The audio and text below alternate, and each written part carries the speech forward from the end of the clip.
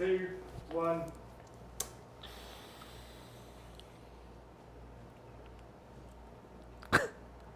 Imagine if this live show goes wrong, right? God forbid, that would never happen. And I just have to keep drinking more and more and more Kinobi gin. It would be quite the evening, wouldn't it? It's fast fine anyway. Yeah, it's fine. How's Kyoto at the moment? Kyoto is booming. It's good to be back. Hello guys and welcome to the live show here in Kyoto, House of Kinobi. I am so glad to be here. It's been 6 months since I was in Kyoto, and the last time I was here I was actually with you, Marcy. Yeah, right? we did a show. Yeah, we did do a show, didn't we? But tonight I'm here to celebrate the 5-year anniversary of Kinobi. Not only my favourite gin brand and the best gin in Japan, the first distillery in Kyoto 5 years ago, right? Yeah. That's such an incredible achievement. Not only is it the best gin, but it's owned by my friend David, who will be coming on the show later on, and he'll be sitting down and telling us what it's like to start a distillery in Kyoto, because I have trouble finding a new pair of shoes in Japan, let alone starting an entire drinks company and distillery, so that'll be fun. And it's going to be fun. It's going to be fun. Yeah. We had a few technical issues. We did do this live show. It's the second attempt, and I think it's all going well. Yeah, hopefully. And I'm in a good mood now. What have we got here then, Marcy? There is some. Actually, there's some stuff. He's the best bartender in town. God damn it! In fact, there's no gin in it. It's not gin. No. Oh dear. Oh dear. Come here. Do you know I've travelled the length and breadth of Japan today, Marcy, to come here for some gin. There's some like fruity fruit juice, gin and cherry, as you can see, Good man. and a bit of tonic. And a bit of tonic. Yeah, to start. Fantastic. This is like nothing to do with like the cocktails that we showcase from now on.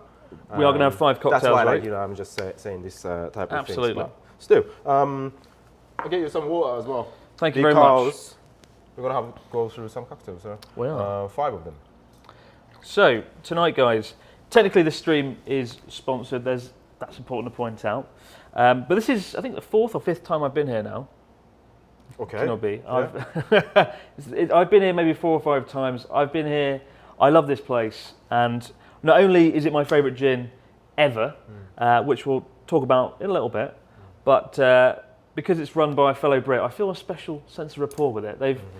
David, the owner, has managed to sort of bring British culture here to Kyoto. And as we said earlier on, Japan's very far behind on gin, right? Compared to like the UK, we've got loads of menus and whatnot. Yeah, last time you were here, you had a couple of drinks as well. Like you like the ginger one, yeah?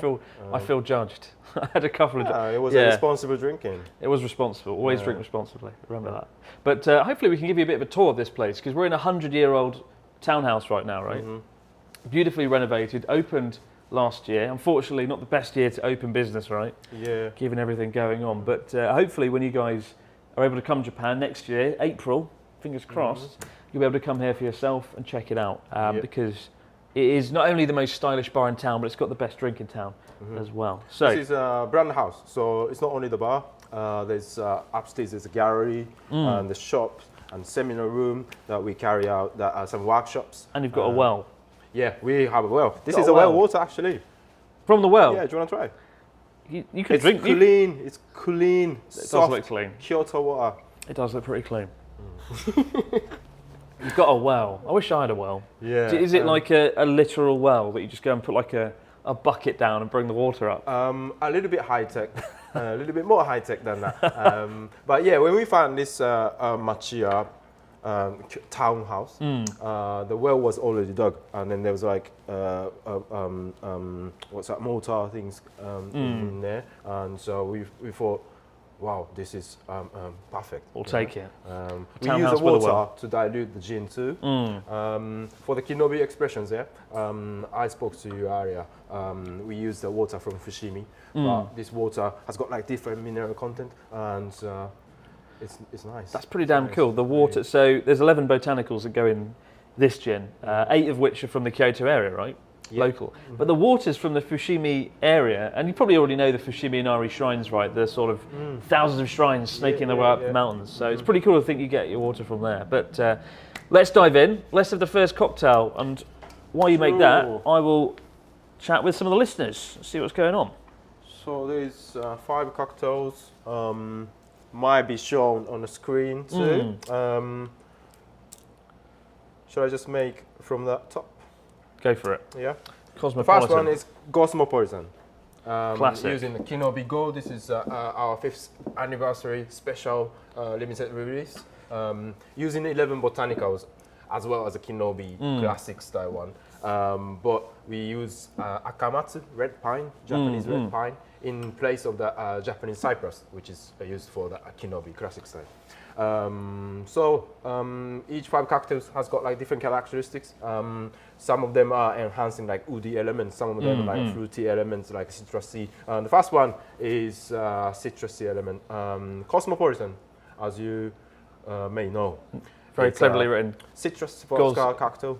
Cosmopolitan. Cosmopolitan. Reference to the drink. Yeah, and the Cosmopolitan using the gin instead of vodka.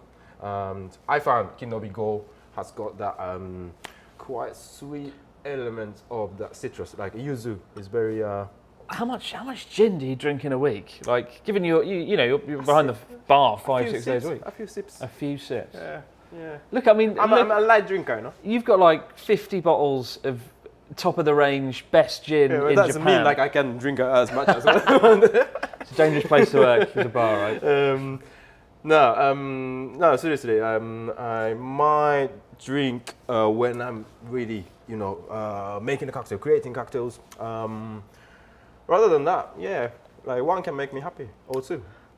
Yeah. Anyway, Power of let's alcohol. talk about Cosmopolitan. Well, let's dive into the Cosmopolitan. We'll go through each one as you prepare it. Using the Kinobi Go and Lille Blanc. This is aromatized wine. Oh, wow. Yeah, it has got like a tiny bit of quinine, which is used for tonic, and used to be called Quina Lillet, and that was used for James Bond's Best Fan Martini. Oh, wow. And that time, the quinine content was a bit higher, but like softer version. I mean, it's like a half aromatized wine. We use this one for that, like a bit enhancing the fruity elements of the gin, and also Haskap, Kinobi Haskap. We have. Any of you guys watching this and drinking at the same time? I suppose it's probably like 11 o'clock in the morning in the UK. Actually, well, I don't know what. No, it's probably like 3 o'clock in the afternoon, so it's all right. You can drink. There you go. Beautiful. So I'm gonna start fixing it. Thank you very much. While you do that, Marcy, I'll dive into the comments Sure. and see what's going on. Guys, what is your go-to drink of choice? We've got 5 cocktails today. I think, you know what, I'm a very boring person. I think what I'm looking forward to the most is the gin and tonic. Just because it's simple and you can really taste Gin tonic is very deep, you know. It is deep, but like, if you've got good gin, it's perfect. Yeah. And we certainly do today, right? And there's a lot of tonic waters in the market still today. And it's very interesting. It depends on like your mood. I'm quite big on Fever Tree. Fever Tree is amazing. It is good. We use a Fever Tree here too. But also there's like a flavored one. Depends on the season, your mood. You can actually choose. Oh, today and we're gonna have like a stronger version of Kinobi, or tea flavored one, or along with this soda or this tonic, and garnish. I normally use a lemon, but maybe. Do you ever drink gin straight yourself? Sometimes, yeah. And when I was in the distillery, we taste. Well, we don't drink. We spit out and stuff like that. But we need to taste because that's a very important part of the job. Absolutely. Right? And that's carried out pretty much straight. Yeah. Wish I worked at a distillery. To be fair, I've seen your distillery. It's actually like 5-6 miles from here, maybe. Been there. Mm-hmm. Really cool place. What did you think? I thought it was amazing. It's a funny thing. I've never done a live show or video like this before, where I've sort of promoted a drink, right? Right. But because I've been to your distillery, I've drank a lot of your gin.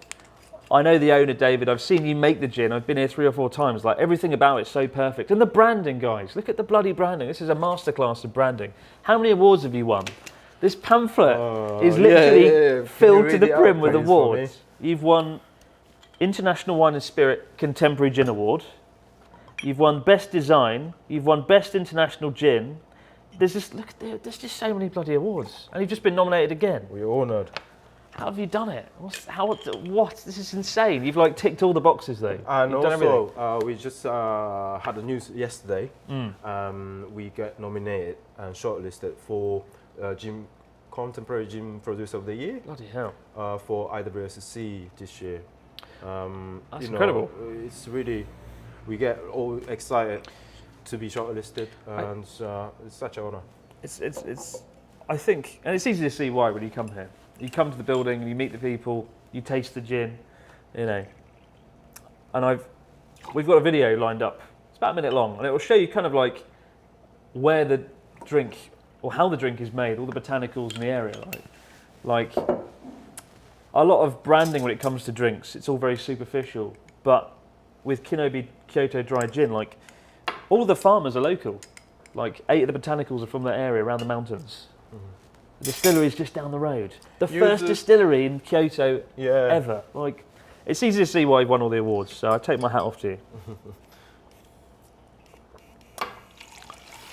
But while Marcy's making the cocktail, should we take a look at the video? Let's do it. So we can't obviously go in the distillery right now because we're sitting at a bar in central Kyoto. But instead we've got a quick 1-minute video. Take a look and see for yourself.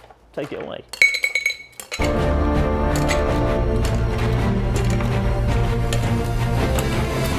Kinobi began as an idea of the 3 founders in late 2014 and led eventually to the launch of our Kyoto Dry Gin in October 2016.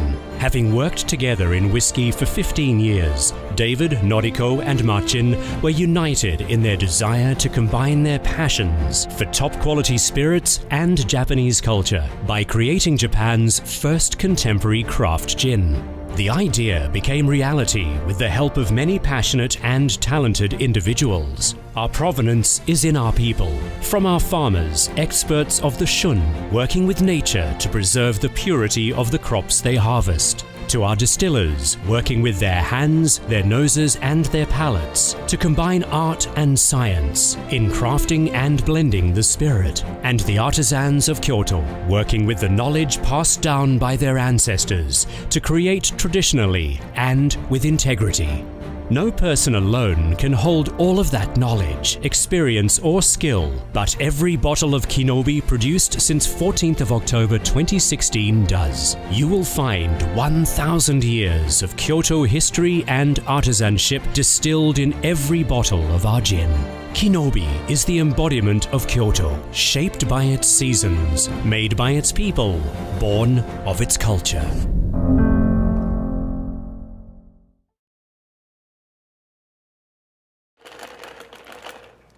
That's beautiful. Audio back. Back in the game. I hope you enjoyed that video, guys. While you've been watching, Marcy is pretty much all but finished his Fast cocktail. rather pink-looking Cosmopolitan. Real men wear pink, as someone told me.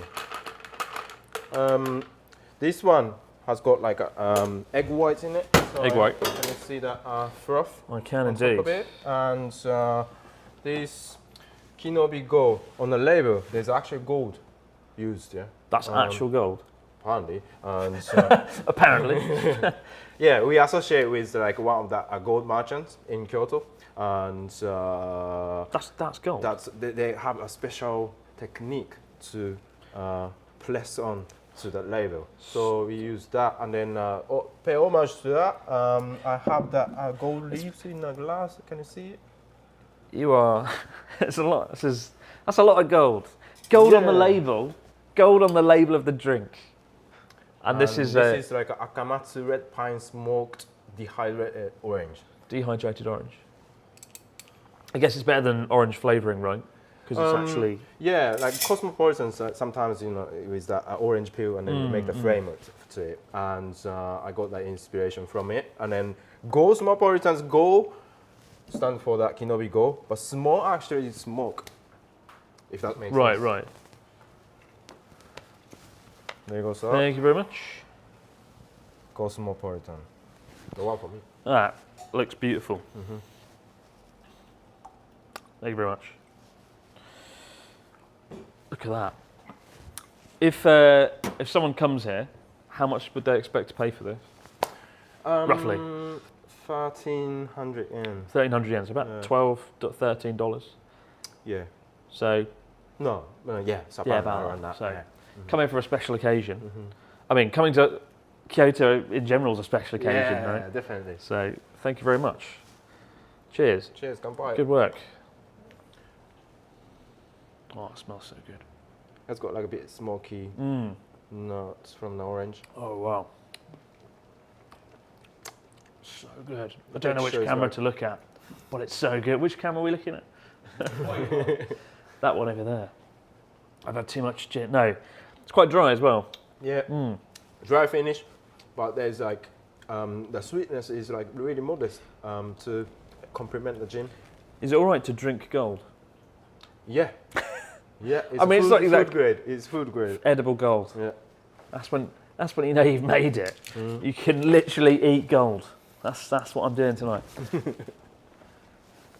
They made the 5 to 6 hour bullet train journey worth it. It was for sure. it. It was definitely worth it. And that's just the first cocktail. But I mean, that is beautiful. Well done. Thank you very much. And you whipped it up very fast. While like that video is playing, you think it took you 60 seconds to make this. If I did it, probably take 60 minutes, and it'd probably be a big nightmarish mess. In fact, I'd probably just run off with the gold. But lots of prep beforehand, so Absolutely. that makes that service go through. Let's ask our viewers what they make of this. What do you think of that, guys? How does that look? 1 to 10. Rate Marcy's drink. Rate it. That's it. For those of you who just arrived, we are here in the House of Kinobi in central Kyoto with Marcy, the finest bartender, sommelier in all of Kyoto, maybe Japan, but yeah. someday Japan, and veteran of the UK, hence the accent. Yeah. All right, while I drink this, I guess you better make the second cocktail, because we're going to be here all night, and I'm really worried about drinking 5 cocktails. You're going to have to help me out here. Yeah, definitely. Cocktail number 2. And so the reviews are in. 10, 10, 11 out of 10, 9 out of 10, 6. I'm flattered. Somebody gave you a 6. It's okay still. I'd say 90% is 10 or up. Right. And when it's over 10, you know you've made it in life. Only one 6. Only 1 6. So you're good. Don't worry about it. Somebody said I look fat. I'd like to point out it's the angle. It's not an easy angle to sit at. It's definitely the camera, and not because I've been not cooking in the kitchen. And also the perspective. I'm standing a little bit back, so. This is a wide angle lens. It adds like 26 or 7 kilograms. Bear that in mind. Oh man.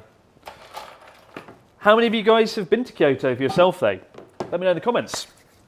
Have you been to Kyoto? Do you want to come to Kyoto? Like, whenever I will be blunt, I'll be honest. Over the years, the 9 years I've been doing YouTube, I've always complained about Kyoto. I've always said, oh, it's just too touristy, yada, yada, yada. Right. But in the last few years, because of COVID, and because there's not that many people here, I have been coming down here a fair bit. And I absolutely love it now, and I've really got to appreciate it. Like, the best bits of Kyoto, when you sort of go off the beaten track, you get lost down an alleyway, you find a temple that you've never heard of, and sort of just, make it your own. But I hope you can come here to House of Kinobi when you come to Kyoto. It's pretty easy to get here, right? It's about 10 minutes from Kyoto Station by taxi. Yeah. 20 minutes by train.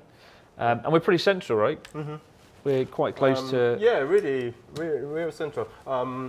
Not centre, but in the radar of the central. Wouldn't want to be too central. Yeah. We got some comments here. I've been to Kyoto for 4 days. 4 days. It's a good time to come to Kyoto. You come here every single night, 4 days. But I would recommend coming here if you come to Kyoto just for one night, just because you're drinking a piece of Kyoto here, and that's not an exaggeration. That sounds a little bit twatty on my part, but it's not an exaggeration. The water's from Fushimi. 8 of the ingredients in here, 8 of the botanicals are from the Kyoto area. Everyone that's made this drink is either from Kyoto or lives here and loves the city. Like, coming here, and also it's in a townhouse that's 100 years old, with a well, an actual well that this water comes out of and you can drink. Like, coming here, it's like experiencing Kyoto. Like the best things in Kyoto involve food and drink often. And, It's a shame though we can't tour around this I know, house right? too. There's lots of features. Maybe you can see that tiny bit underneath of Yeah. the bar, which is like textile from This here? Nishijin area. Wow. Yeah. Like it's used for obi, for the kimono. Oh, the right? kimono Yeah, kind yeah. of belt. And there's like a lacquered 18-liter Kinobi bottle show in there. There's lots of different things, and maybe towards the end of the show, we'll take the camera off the tripod and have a little walk around. I don't want to push my luck just yet because live shows are very dangerous. How's Kyoto been without tourists? Says David. How's it been? It's been the worst. I think it's a bit mixture feeling, you know. Right. As a resident of Kyoto, like you said, when the tourist is here, it's sometimes like really busy. yeah. And but when there's not tourists, it feels a bit sad, you know, like It does, doesn't it? Low energy type. Even of thing, so. even I felt that the 3 or 4 times I've come here. At first I was like, "Whoa, Kyoto, all to myself." But it's sad seeing restaurants closed, bars empty. Yeah. It's a bit sad. Yeah, the restriction get lifted from this month, and it feels like a little bit of energy going into the town, which I really love to see. So I guess, yeah, it's nice to have less people sometimes, but Kyoto, you know, the tourist is also like part of Kyoto, in my opinion. Absolutely, the tourists are part of Kyoto. I think. What's the best time of year to come to Kyoto? This time, to be honest, for me, this Autumn. time, a little bit later, the autumn leaves, the Momiji, the you know, the mountain towns red, and that's nice too. But for me, I like the weather right now. It's very Perfect. cozy, It's perfect yeah. temperature, right? Yeah, It's pretty hot refreshing here as in like well. summer. You wouldn't want to come here in summer, It's but true. do And you? springtime is beautiful too. Oh yeah. Do you have a recommendation for our viewers somewhere in Kyoto that you might not read about in the sort of guidebooks? Do you have somewhere to recommend? Do I have some like that? Probably should know the House of Kinobi first. House of Kinobi it's here. not really known yet because like we opened under this pandemic situation. But that there's too many. Come and ask me like when you know everything is Better. yeah. Absolutely. Well, so we got our second cocktail here. Ready? Still finished the first one. Go highball. It's called. Did you finish your Cosmopolitan? Yeah. No, actually, it's Oh. here still. And so I just made another one for you. Excellent. Because, you know, I need to conduct, right? I keep Definitely. Yeah, I need to keep making cocktails. Yeah, but you don't need to down, yeah. Have some water as well, because we have way to go, right? How long is it going to be? Sorry? Quite a minute, right? Yeah. Yeah. Here we go. Next So, one. It's called Go Highball. go highball. This is a long drink using that cacao infused Kinobi Go and orange liqueur Orange liqueur. and top up with soda and tiny bit of tonic water. Fantastic. And on top, this is a rosemary, which complements the woody parts of the gin. In my So it's quite a simple. It looks pretty simple from the offset. it is simple. Let's dive in.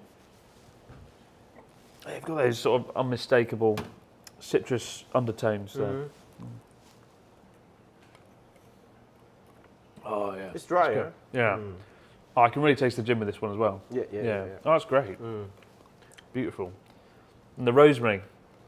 That was a good little touch there. It's very difficult. Like if you put like a sprig, long sprig, it might ruin that whole balance. So it's all it has about got getting the balance right. Yeah, tiny, pretty sprig of it.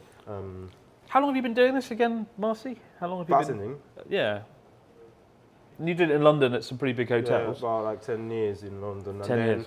Then, I was a distiller, so I was having a bit break, I think, and I came back now. So like, tiny bit more than 10 years, like 12 years. What got you into sort of gin and alcohol and bartending and distillery? Kind of The That thing feel. in London, actually. in London? Yeah. Yeah, when I start working, you know, those drink places in London, that was just like I wanted to survive. Survivor. Yeah. And then I just got like gravitated towards that different types of gin, which found out like, you know, some of them are like not really familiar in Japan and so on. And I got really into it. And so also like while I was in London, I really wanted to experience many different type of that business too. So, you know, I worked in a pub, I worked in a beer place, I worked in a cocktail bar, I worked in a hotel or like restaurant, and I loved anything, every bits of every aspects. So I thought like, you know, this industry is for me really. Fantastic. And if you guys have any questions for Marcy about his time working here or in London or anything about gin, let us know in the comments. Happy to ask. A lot of people in the comments are saying you sound like a Cockney. You sound like a Londoner. He sounds like he's from Hackney. I lived in Hackney actually. Did you? Yeah. You lived in Hackney in London. It's a sort of district in sort of northeast London, right? Yeah. And you've adopted the accent in record time. In 10 years. It's pretty cool. Abroad. Oh God. My Japanese girlfriend made me dress up in a kimono and walk around Kyoto. She's not my girlfriend anymore. Oh no. Oh Neil. Oh no. To be fair, you do see a lot of tourists dress up in a kimono, and you know, it's nice. I think I'll be worried about damaging the kimono though, because they cost like $4,000 or $5,000, right? Depends, right? Yeah, it depends. Like your probably get like ketchup, what ketchup and like burgers all down it. All right, let's dive into the third cocktail. If you want to start preparing already. That. I mean, how long will it take you to make it? Do it slowly. Do it slowly. Do it slowly, Marcy. Yeah. Slowly. Let's see what questions we've got from our viewers.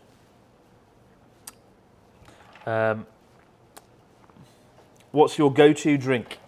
What's your go-to drink? My go-to drink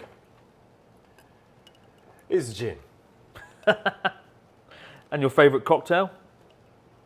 With gin? It's hard to choose, yeah. You must choose. But martini is one of my soul cocktail. Martini James Bond. is it's very, you know, it's nice to say martini, and it tastes nice as well. And then there's lots of variety. Sometimes wet, sometimes dry, sometimes citrusy. You know, you can choose gin or you can choose vermouth. And there's also like lots of twist of the martini as well, which is coming later on. Taxi the number 5. We've got some questions here, Marcy, from our viewers. Mr. Finternational says, has Marcy ever tried Finnish gin from Finland? I think so, yeah. You think so? You tried all the gins? Not all the gins, but yeah, I think so, yeah. David says, what's the difference between Japanese and British bars? Interesting question. Japanese authentic bars are quite like it has got mood, right? Japanese bars are a bit mood. Bartenders. I find Japanese bars tend to be quieter. Yeah, quieter. British bars are a bit rowdy and loud. Everyone's a bit chaotic. Whereas a Japanese bar, like you'll go in. The biggest difference might be like you definitely gonna sit down. Yeah, fast. yeah. And the bartenders has got like you know, it's his space. You know, it's like his stage. So some of them are not like stage entertainer. You know, they are not talking so much, but you know, they are entertaining you with the atmosphere, music selection, and of course the cocktails. So, you know, there's a bars like that in, you know, Western world too. But it's more like, yeah, there's like nice uplifting music. You know, you sit down or you stand up. It's up to you. Yeah. It's a very uniquely thing. I've never been to a bar like that until I came to Japan. You sort of go in and it's quite quiet. There's some jazz music playing. There's a guy quietly preparing drinks. There's like 4 or 5 people quietly drinking. Contemplating. It's a very different thing. And on the upside, I think it's good if you're a solo drinker. You're going for a solo drink. But also, if you're going with friends, you feel a bit awkward talking loudly and stuff. So you've got to be careful. But yeah, sometimes. Yeah. But I think it's good. Like, you get to appreciate the drinks right in those sort of environments. Yeah. Like you know, everyone needs sometimes like that sit down quietly and then sipping a drink. What's the etiquette like? We've got a question here. What's the difference in etiquette between a bar in London and a bar in Japan? Guess just be more quiet. Yeah, I mean, like we mentioned, like it's a bit quieter. So obviously you're not going to bother the guy next to you or the person next to you, or sometimes the conversation occurs. Yeah, that's fine. It's not like you don't need you can't talk to no one, or like there's a certain way to order, and each bar has got like rules. Sometimes, it's just like to use a common sense and then drink responsibly. Drink responsibly. We got a question here from Amanda, who says, "Would you prefer to work in a bar in Japan or the UK?" I like it both. Like I said, it's a very diplomatic answer. I'm quite adaptable person, I think. So I find every time in any different establishment that what I like, and I literally can't choose. What happens in a bar in Japan, says Ash, if someone gets drunk or rude? Do you get thrown out? Sometimes, but that's also the part of the bartending, the bar business. I think. Like we are here to provide a good times, obviously. So if someone is not happy, try to find out why. And if someone is too drunk, need to find a way to not to, if I get too drunk, drink. If I get too drunk tonight, will you escort me off the premises? Will you drag me out the front? Yeah, I got my personal security out there. So. It's probably going to happen, given all the cocktails we're going to be drinking. Amanda, you stole my question. Oh dear. How long does it take to look so suave every day? You are dressed immaculate and you look beautiful, says Itsame Mario. How long does it take to look this good every day, Marcy? I don't know, man. I just like brush my face. Brush your face. I brush with my face brush, yeah. Don't know. I'm just trying to look good and present myself, because especially here is brand house, isn't it? So I'm representing the brand too. That's a bit of a responsibility that I have. I think. I guess I don't know if it's like answer to that question. Absolutely. I mean, out of curiosity, do you ever have any people come here on a date and sit here like a guy and a girl or whatever on a date? Have you ever seen any dates here at the bar? Romantic dates? I think so, but not in front actually, because we opened a bar maybe in total, maybe like not even more than 6 months. Counting from last year opening in June, we have lots of restrictions. Unfortunately, state of emergency and that. So hopefully, to see that sort of stuff, and then if I can support, a bit of part of it, and if I come here on a date, maybe you can make me look good, right? Yeah, of course. Please make me look good. Yeah. I don't know how. just make me look good. Okay, let's dive into our third cocktail, and let's invite the co-founder of Kinobi Dry Gin to sit here, and we will grill him and interview him and intimidate him and ask him basically how the devil he started a distillery in Kyoto, right? I mean, it's still, again, it boggles my mind. As I said earlier, I can't get a pair of shoes in Japan. I can scarcely find shoes that fit in Japan. David Croll, the co-founder of this place, he started a distillery in Kyoto, which had never been done before. This is the first distillery to be established in Kyoto 5 years ago. And now he's turned it into what is quickly becoming the greatest gin brand in Japan. And let's interrogate him and find out how it's done. People are saying Chris is drunk in the comments. No, I'm not drunk. Somebody says I want to hear Chris speak Japanese. No. If the audio is lagging for you, just hit refresh button and that might fix it. You have the water here, the holy water of Kyoto. Holy water. And of course, if you come to Kinobi, please drink the water from the well. Wish I had a well. It's hard for anyone to look good sitting next to a bartender. That's true. Liam says, what's the worst alcohol you had in the UK? Worst. Then it's there was like a strong beers, yeah. Strong beers. Cans and strong ciders. That was Some pretty rough stuff. Quite hard. Yeah, that might be. I won't call it. Do you know what White Lightning is? Yeah, or like Kestrel. Yeah. Yeah. Oh, we won't go there. Anyway, please welcome David Croll, the co-founder of Kinobi Gin. Good to see you, David. Thank you very much. We'll Good to see you again. do the fist bump thing. Yep, absolutely. I don't know if Marcy's making you a drink. I hope so. So, Yeah. David, please tell us about yourself. You're a fellow Brit, Yeah, right? Indeed. I told you, Kinobi, Indeed. owned by a fellow Brit. That's pretty exciting. well, Go. Tell us about yourself, though, David. Don't let me get it's a in your long way. life so far. Yes. No, I mean, born and brought up in the UK, but came to Japan after I graduated, started working over here, and by a long convoluted route, got involved in a new Scotch whisky startup, which was my first sort of involvement in the drinks business, really. I've always been a keen, your side of the counter. How dare you? But fair point. we got the opportunity to get involved in a small way in a new Scotch whisky distillery called Isle of Arran, which is now doing very well. They've been going for Absolutely. 30 odd years now. And on the back of that, we ended up setting up a small importing and distribution business. And because all of the big brands were with the big companies anyway, we started dealing with some of these smaller, independent, family-run businesses. And this was kind of before everybody had started talking about craft gin and craft whiskey and craft beer and everything. This was back in. Could you help me explain what the difference is between gin and craft gin? Everyone overuses the word craft these days. If I set up a gin company tomorrow afternoon, I'd be like, yeah, it's a Abroad in Japan craft gin. Yeah. Like, I think craft is overused. I think you've used it appropriately.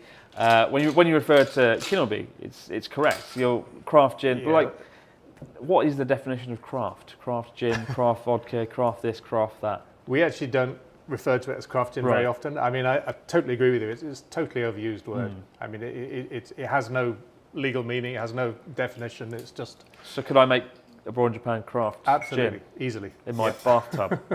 Probably don't drink that. That would be bathtub gin, which is a separate category of gin. So, But no, I mean, it's a word that I think started to be used with some of these smaller producers when they first came out, but has been kind of taken over by some of the bigger producers because it's a convenient word to use. And I think it's not just in drinks. I mean, it's breads and chocolates and food, coffee, everything sort of become craft. This is a craft YouTube channel. Yeah.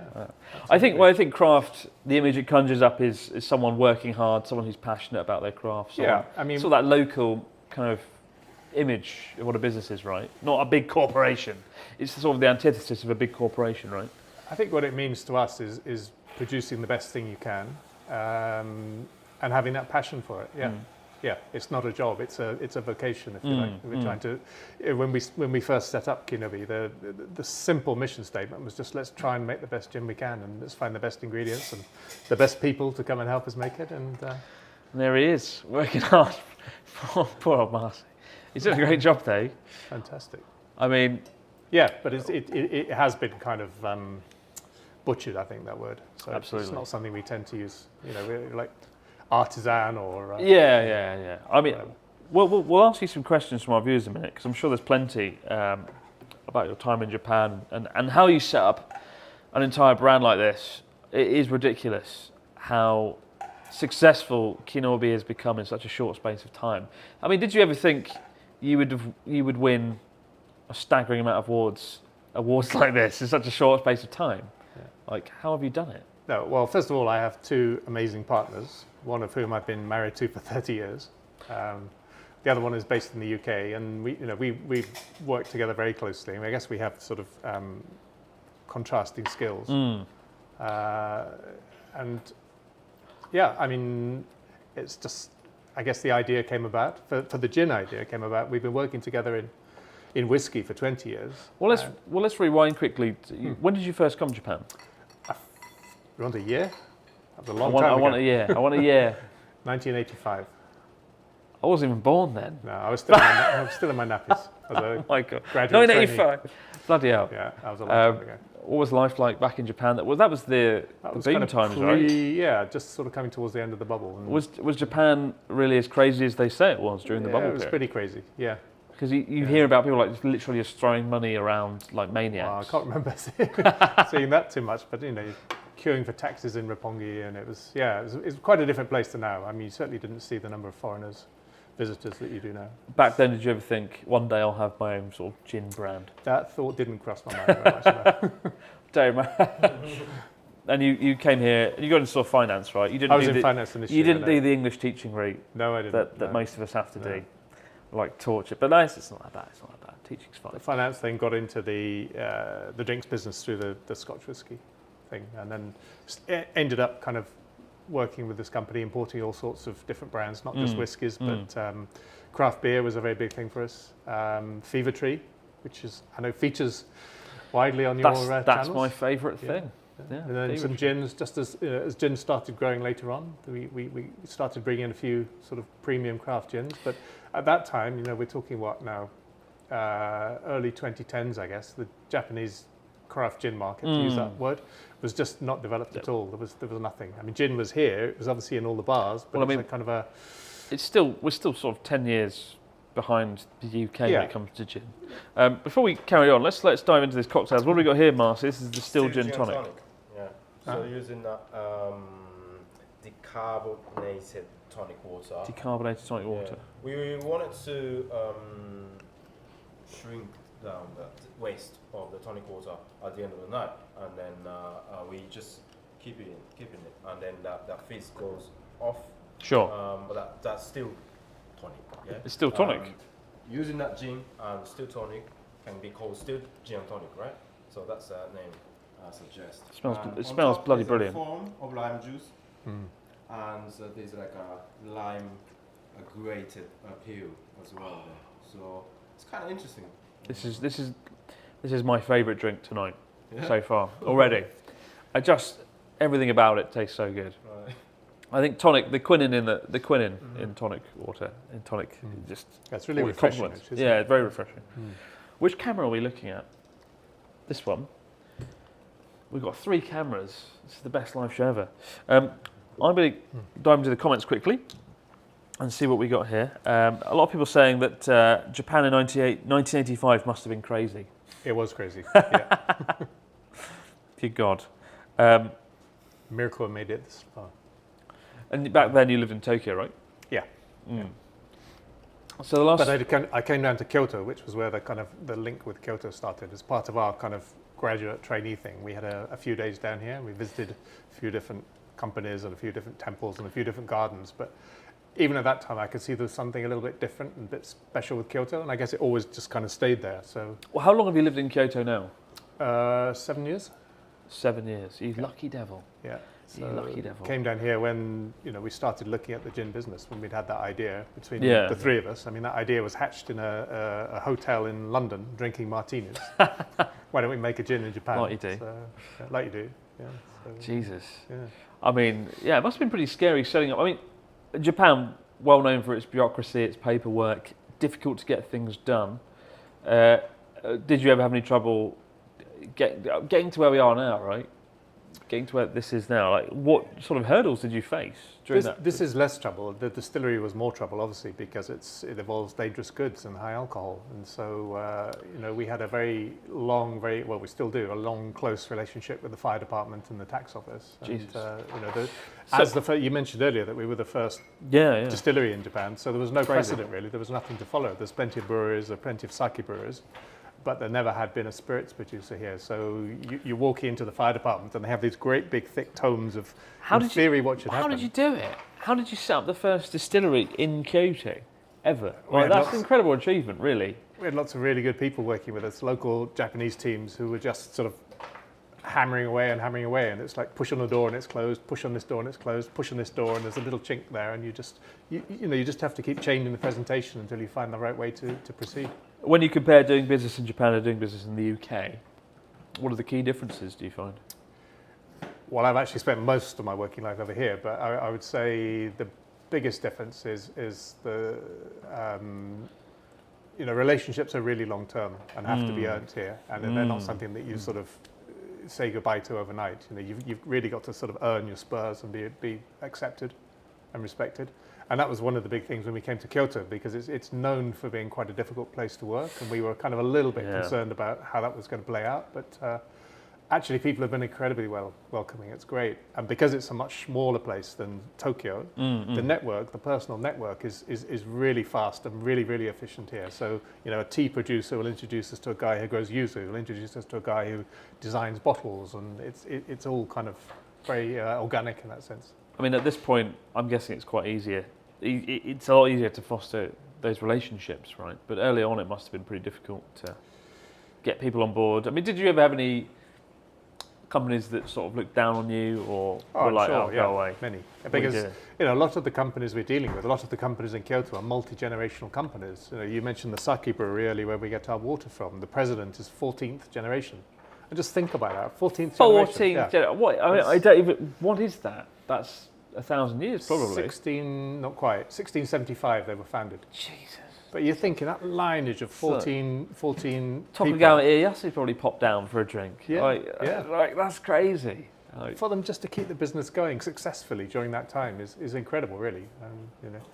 So I'm a first-generation business startup, and I just absolutely, it just blows your mind, really. Well, working with people like that is just incredibly inspiring, because it's just something really special.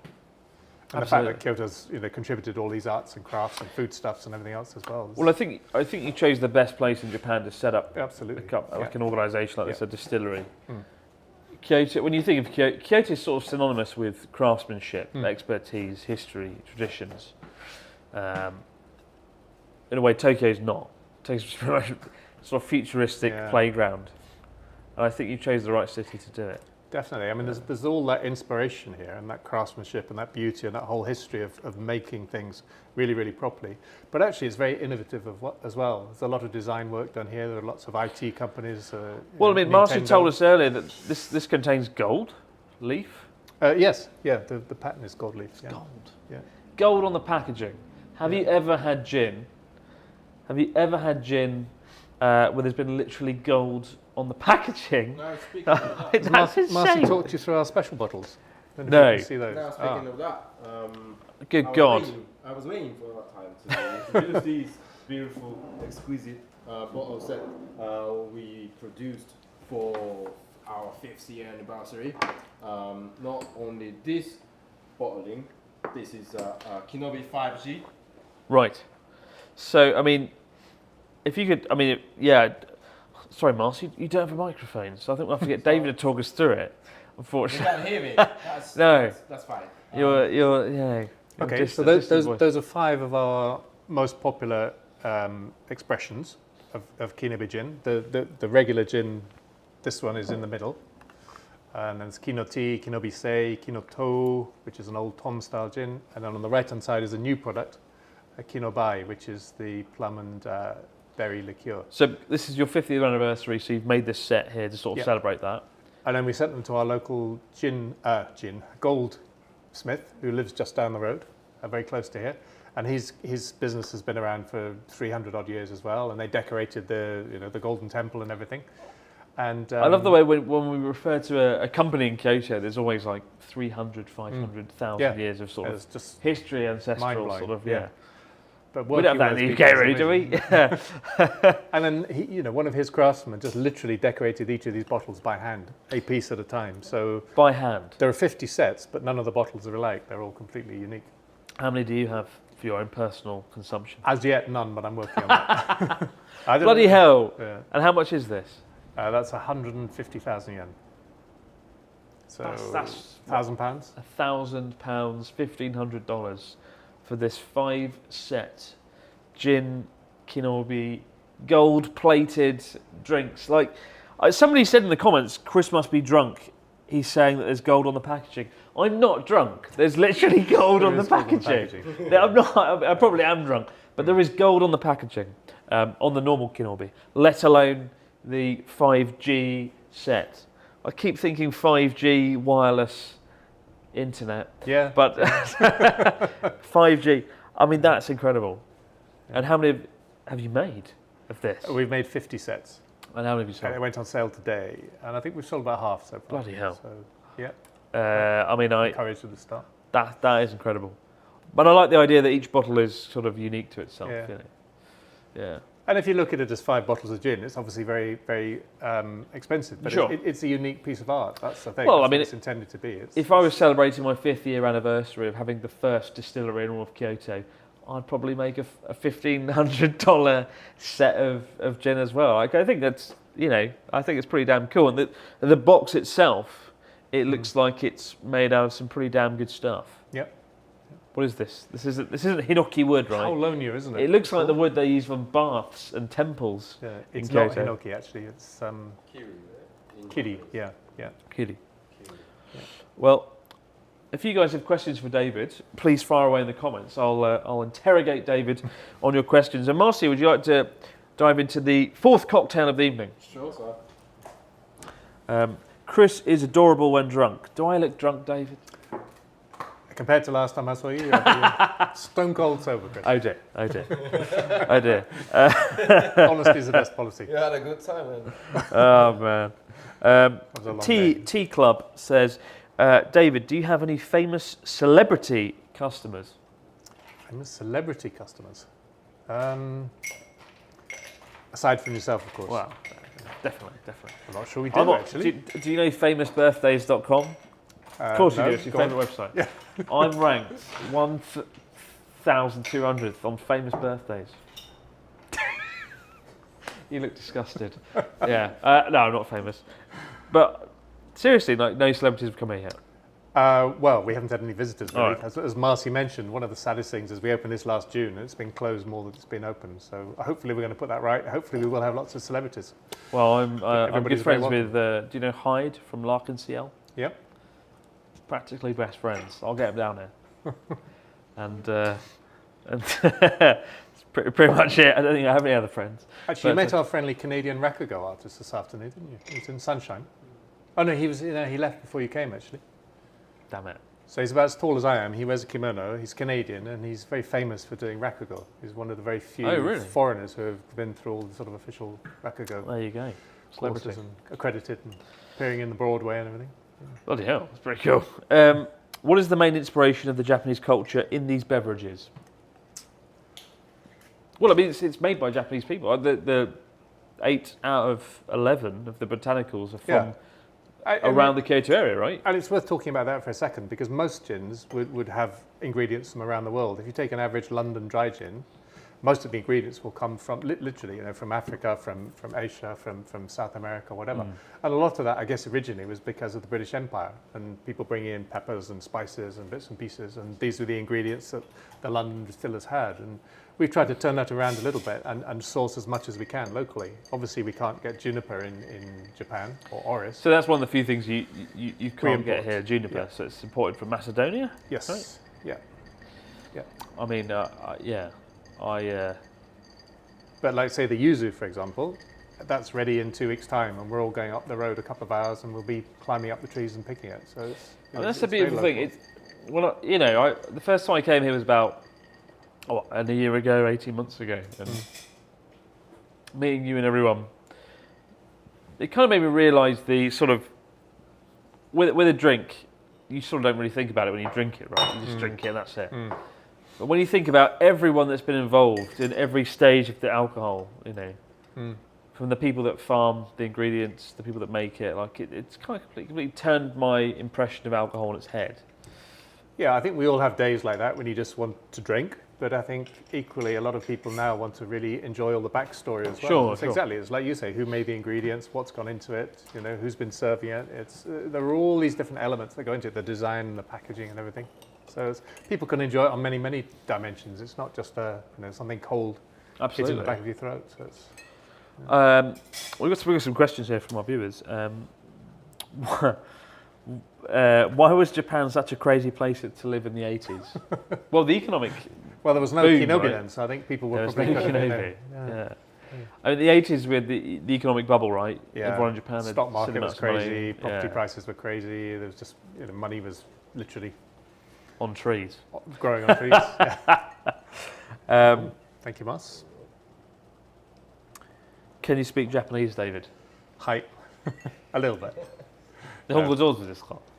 まあ、スタッフはほとんど日本人ですから日常は日本語しか使わない。そうなの。Do you have JLPT1? Did you ever take What's the that? Did you ever take like the Japanese language test or anything? Don't think so, no. There you go. On the job learning. On the job learning. Yeah. You know, you don't need a JLPTN1. You just need to get things done. Yeah. Can you read Japanese? At one time I did study a lot, but then when kids come along and business gets busy and everything, you know, something has to give. So no. In everyday life, struggle to write my name now. Oh God. In English. It's a bit worrying. In everyday life, Yeah. how much sort of English to Japanese do you use? It's probably half-half. I mean, in the business, there are a lot of people like Marcy who, you know, are pretty much bilingual, aren't they? So very comfortable in either language. But, there are other people who, some people don't speak Japanese, some people don't speak English. So I guess, you know, our meetings tend to be quite mixed, really, don't they? Yeah, quite champo. Mixture of English. Absolutely. We've got a question here from Michael. Are your products available online or internationally? And that's a good point. We're here promoting Kinobi Gin, the best gin in Japan. Hands down the best gin in Japan. And probably one of the top 10 gins in the world, given the staggering amount of awards it's won. Where the devil can you buy this stuff? Where can you buy your own gin, David? Well, in Japan, we obviously, that's our biggest market still. So we have our own EC site from the house here, but that only delivers to Japanese addresses. But globally, we have a partnership with Pernod Ricard, and they have big sales offices in pretty much all the major markets around the world. I think we're currently in about 35 markets. And I know you can buy like on Amazon, right? Yes, So in sort of- certain countries. Yeah, so in Japan, you the can buy UK, them in the UK, yeah. Maybe the US, not the US. I'm not sure about the US. Not sure about the US. Yeah. Yeah, but you know, where if you're in the US, where can you buy Kinobi? In most markets, it would be, I'd say, sort of specialist drinks Right. Okay. places. You know, it might be a good wine shop or somewhere that's looking for sort of unusual and slightly different drinks. When I met the aforementioned celebrity Hyde from L'Arc-en-Ciel, one of Japan's biggest rock bands, I gave him Tanqueray gin. How do you feel about Tanqueray? It's a very good, very well-made gin. I can't tell if you're being sarcastic or not. What do we got here? Go for it. Go for it. Go for it. Go and for Italian liqueur. Fantastic. I think Marcy's naming of these cocktails is great, actually. I must admit, it makes you laugh. I'm getting Yeah. it. I think I learned. Which since camera I we joined at? this company. That's Okay. nice, Marcy. We've got some more questions here. We got some questions from.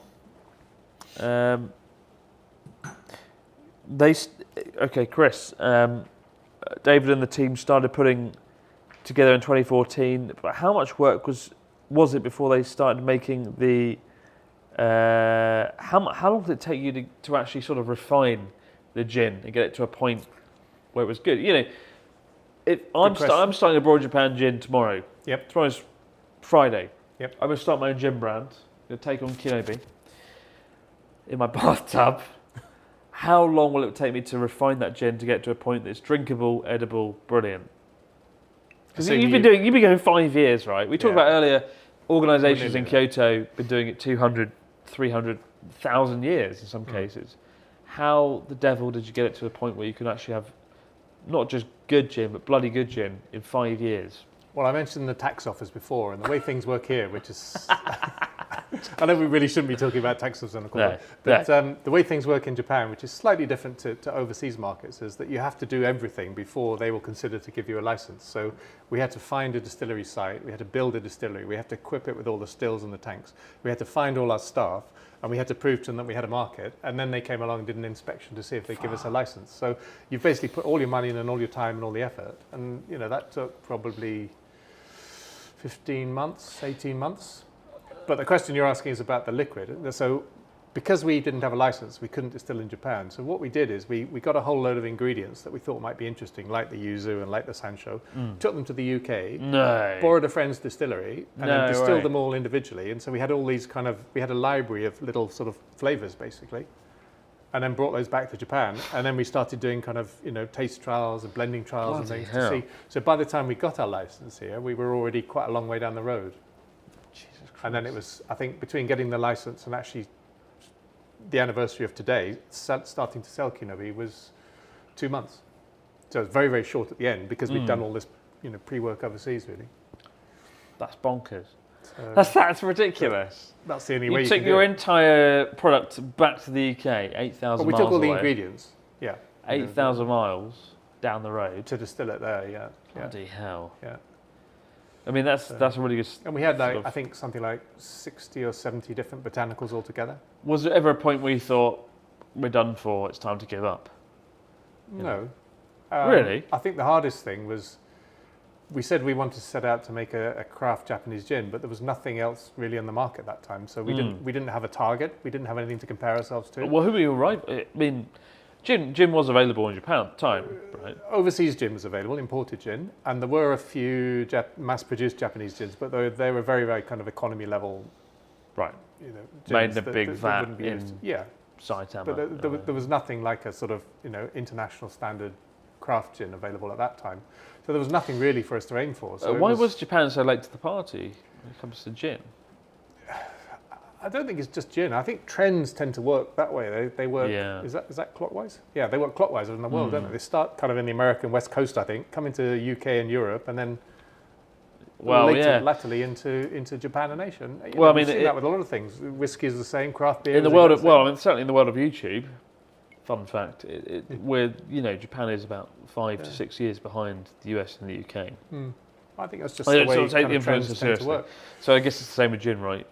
Yeah, but then within Asia, Japan is like the mothership, isn't it? So I think there's Japan sets the trends. it sets the trends and it has a lot of influence here. I mean, Sure. particularly the bartending skills as well. It's sort of admired throughout Asia, really, isn't it? A lot of bartenders from places like Singapore or Hong Kong would come to Japan to learn Japanese bartending skills, and they've gone back, and now those places have amazing bars now. And places like Singapore have changed hugely over the past 5 or 10 years. Fantastic bars. Absolutely. Well, let's see what questions we got. I guess, Marcy, we should dive into the next cocktail. Sure. David should I like this one. should You're the drink these two cocktails at an alarming speed. Chris went from nervous live stream to business when it comes to alcohol, says the classy nerd. You know what? Live streams are fucking terrifying. Don't let anyone tell you different.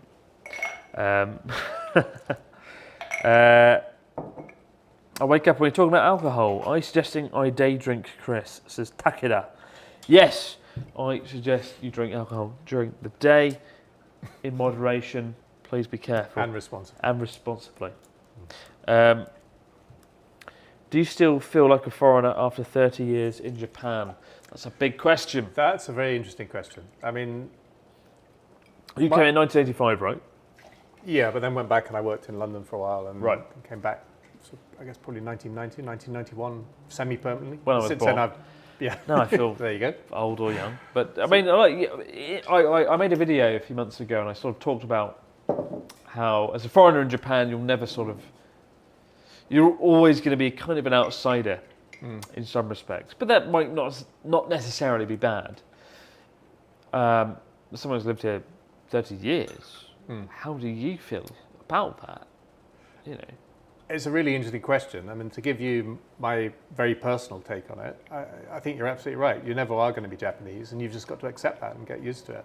But Has its pros and cons, though. it has its pros and cons. I mean, I think it gives you a certain amount more freedom to do things in slightly different ways that perhaps wouldn't be conventionally Japanese, as long as you understand where the boundaries are.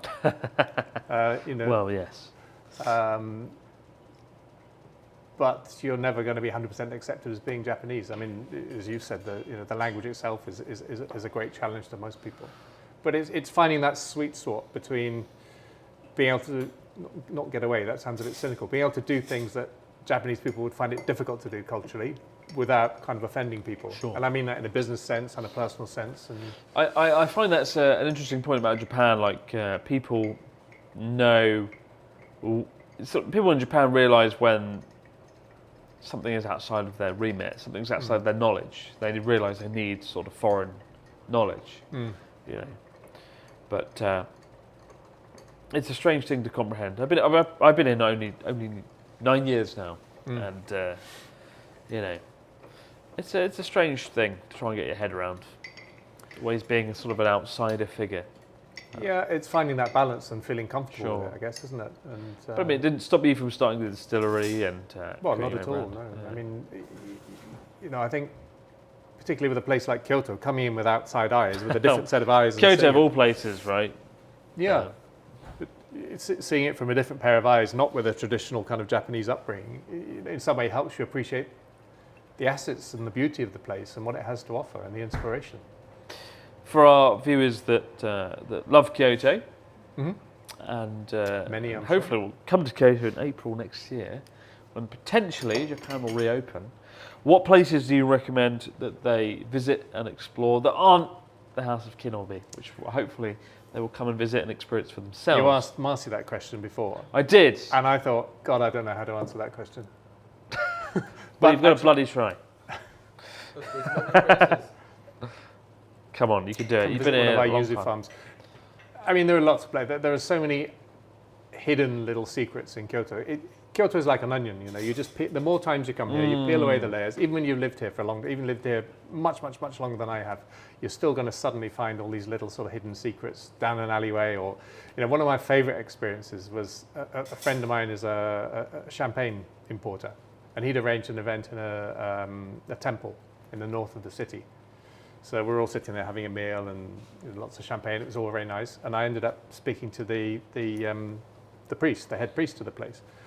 And we got talking and told him what I did. And he said, "Oh, I love Kinobi. You come to my bar." Way. And he took me, after the dinner, he took me around the back of his temple, up to his little sort of private place. And he got a fully kitted out bar up there. Jesus Christ. With probably sort of 500 CDs and probably 500 bottles of gin and spirits and things as well. You know, that was the head priest of a temple. It's just little things like that that kind of blow your mind a bit sometimes, but it's great. There's always the kind of not yet discovered thing here. Sure. You never tire of the place, I think.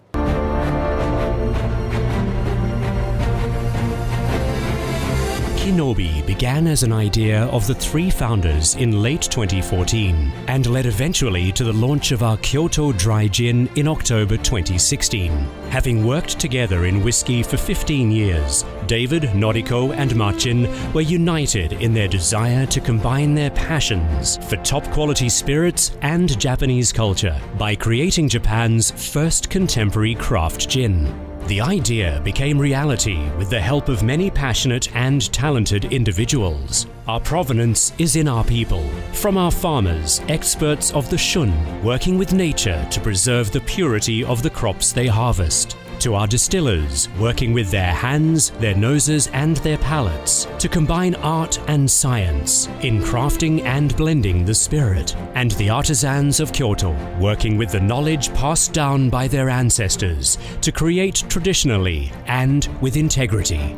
No person alone can hold all of that knowledge, experience or skill, but every bottle of Kinobi produced since 14th of October 2016 does. You will find 1,000 years of Kyoto history and artisanship distilled in every bottle of our gin. Kinobi is the embodiment of Kyoto, shaped by its seasons, made by its people, born of its culture. You know what? I'm a man of simplicity. It's boring, really. I actually think the gin tonic was the best. Because Kinobi is so bloody good, and you've nailed it, the fact that you can taste the gin in the gin tonic, I think that really is what makes it so great. Yeah, absolutely. Yeah. Nice to hear that. Absolutely. Yeah. I mean, well done, lads. Simple serves are probably the best way to drink Kinobi. You know, even just like mizuwari, just with cold water or something. Like Kino tea that we talked about earlier. My favourite way to drink that is just twice up with cold water, not even with ice, just take water straight from the fridge. From your well? From our well. God, he's got his own well, Billy. Yeah. When you live in Japan 35 years, you'll get your own well. You get a well. You get a You know well. you've made it when you have a well. Well. I'd like to... That's good. Nice. everyone's saying Chris is great, but the gin is working. Chris is gone. I'm not gone. I'm here. I'm alive. Don't worry. If you have any questions for David or Marcy, Marcy, who of course has lived and worked in Kyoto and London. David, who's lived and worked mainly in Japan since the day I was born. If you have any questions, we balance each other. fire away, guys. Marcy knows London much better than I do. Between these two guys, they've created probably the best. Well, the best gin brand in Japan, right? There is no debate, surely. You can't ask me that question. Who's your competitor? Well, who's your competitor? Who is your competitor in Japan? Ourselves? Yeah, who is there? That's right, actually. Ourselves. Yeah. We always try to improve, and so like right answer might be. I mean, it's easy to spot like other brands and that, but also like we are always looking at ourselves, to be better. Yeah. So. Absolutely. Marcy, that's actually a really good answer. I wish I'd thought of that. But it's true. We look less at what other people are doing. We look more at what we're doing and what we can do better. I mean, if other people What do can what you do better? Well, you can always be better. No. You can always tweak the recipe or have better ingredients or come up Get with a new second products well. or get a second well. When we go, for example, this is like we tried out different botanicals and This is the tuxedo, right? Yeah. Wow, we've really gone through 5 cocktails. Yeah. Have I really drunk 5 cocktails? Yeah. Oh dear. I wonder why the world was spinning around me. Have you got one last cocktail up your sleeves that you can kill me with? No, actually, because I only prepared 5 cocktails. Oh dear. We'll have to send you one through the post. Please send me one. Please send me Please send me the Kinobi 5G set. Only worth $1,500. Gold-plated bottles. Literally gold-plated bottles. Somebody in the comments earlier was like, Chris must be drunk because you said gold-plated bottles. Your bottles are gold-plated, right? They are, gold. They are decorated, individually decorated with gold leaf. Not drunk. Yeah. Gold-plated bottles. Yeah. Seriously. But it looks fantastic, seriously. And a huge congratulations for 5 years. Thank you. To get And to thank this you point. for joining us today on our birthday. Well, it's been... Although it's probably not our birthday, very much longer, is it? But time-wise, it's been incredible. Been 5 years, you've come to this point, the most award-winning gin in all of Japan. What's next? What's next? A holiday? I will, yes. That's a good idea. Yeah. When was the last time you were back in London? I haven't been back to London no. since I came back to Japan and joined this company. So yeah, when we can all travel, I would like to come back. I mean, London's pretty good. I haven't been in London in 2 years. I That's forgot what London's like. Great bars in London. It is good. Really London good is good. Yeah. It seems to be like changing quite quickly. Yeah. The trends and. I've got some questions here. We've got a question from William who says, does David know Masahiro Urushido, one of the world's best bartenders and owner of Katana Kitten in New York City? Japanese-American bar. I'm sure he would love Kinobi. I don't think I do, unfortunately, but I'd very much like to meet him. Yeah. I haven't been to New York for about 5 or 6 years, but there are some great bars there. Absolutely. Yeah, I've still not been to New York City, to be honest. But thank you so much, guys, for joining us tonight. I hope you've had fun. I'm glad we finally got the bloody live stream working. Yeah. It wasn't easy, but it's been a lot of fun to come back here to my favourite place in Kyoto. It's cool. I wonder if we can show viewers around quickly on one of the cameras. Get a quick tour. Yeah. Is it possible? We can try. So Miracle of excuse technology. Man has been on the moon, and now man will take a camera off a tripod and show you around. Let's give it a whirl. We're using this camera? Which camera are we shooting on now? Mission control. Which camera are we filming on?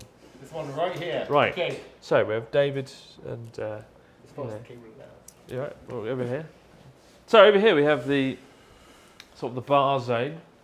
To be honest, my favourite part of this entire place I fear the cable is not long enough. There is a sort of Victorian style gentleman's club room hidden around the back, and what's it called? The Gin Palace, right? The Gin Palace. Gin Palace. Yeah. Can you look it up online? Yeah. If you look at the House of Kinobi site. Kinobi Gin Palace, look it up online. But we're right off one of Kyoto's main streets here tonight. We have here, what's this, David? This is a pot still from the same company, a German company called Croll, that make the stills we use in the distillery. So this is actually a real still. Obviously we can't distill gin here for licensing reasons and things, but it is a genuine copper still.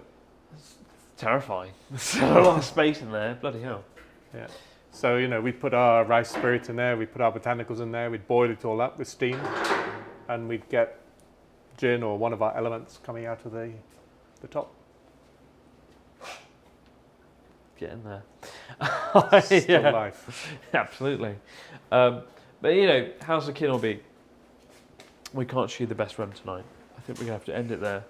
But thank you so much, guys, for joining us tonight on this live show. Thank you for joining me on Kyoto, my first live stream in Kyoto. Outside the studio, I'm going to get better at live streaming, slowly but surely. It's pretty scary, it's pretty daunting doing one of these live things, but thank you. No matter where you might be tonight, maybe you're in Brazil, maybe you're on a bus in Brazil, maybe you're in the mountains of Alberta, or a train in Geneva.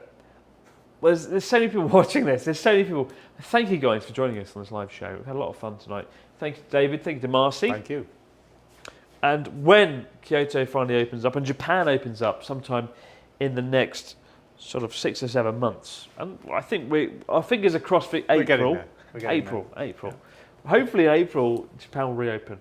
Please do come and visit House of Kinobi, because it is not only one of my favourite places in Kyoto, but one of the best places to try the best gin in all of Kyoto. Gin's so good that I've drunk it all out the glass.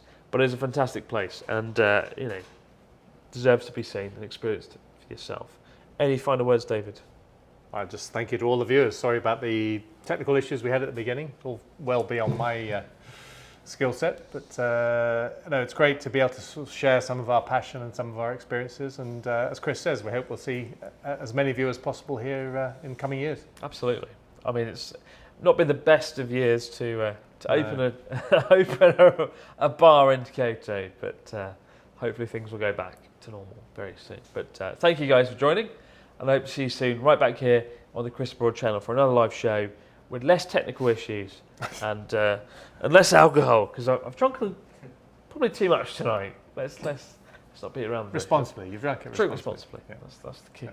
Thank you guys. No matter where you might be out there in the big wide world, enjoy your Thursday, and we'll see you right back here to all again on the Chris Abroad channel. But for now, bye for now, and enjoy yourselves. Have a great Thursday. Bye.